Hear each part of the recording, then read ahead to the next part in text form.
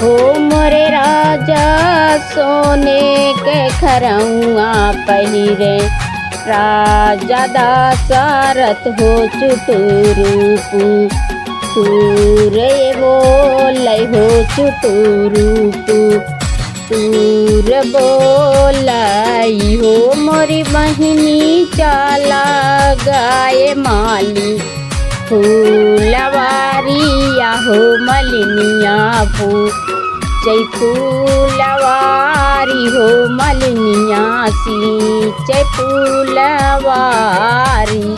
हे मोरी मालिनी तनी सुरतिया कई तोर बेलिया हो कमाने नानी रामल हो कमाने नानी रामल हो। हे मोरे राजा ये तनी सुरतिया के तू नौरानी हो कमाने नानी बसिया हो कमाने रानी बाजिन हो कमाने नाती रानी बाजिन हो। तनी बचानी सुने राजा दशरथ अरे पीछा मैं केला उठाई पीछा मैं काला उठाई हो। मोरी बहिनी सोई लाली पलानिया हो गोड़े मोड़े तान हो गोड़े मोड़े तान आई गई तीना हुरानी हो तना सीना सिपा कर हो तना सीना सिपा कराई हो। हे मोरे राजा किए तोरे जाड़ा ये जोड़िया हो किए बुखारा वाहो तो किए तो ते बुखारा वाहो हो। मोरे रानी नाही मोरे जाड़ा ये जोड़िया हो तो नाही हो बुखारा वाहो तो नाही हो बुखारा वाहो। मोरे रानी जातिया के पतरी मलिनिया हो हमाई का है नीरबसिया हो तुहाई तीनों जानी बाजिन हो तुहाई तीनों जानी बाजिन हो।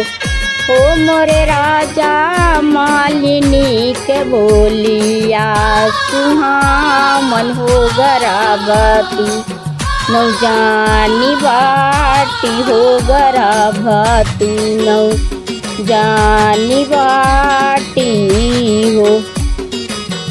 ये मोरी बहिनी बीत गईली 8वां महीना हो तनावा माजला गए हो तनावा माजे ला गई हो। मोरी बहिनी नामाए में जान ललाना हो गजबनी चला गई हो गजबनी के ला गई हो।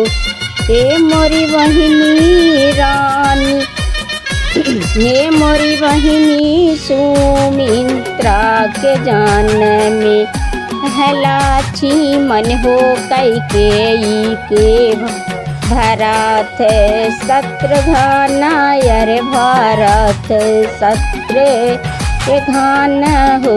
मोरी बहिनी रानी कौशल्या के जन ने हराम हो अयोध्या भई ले सोरा हो अयोध्या भई ले सोरा हो।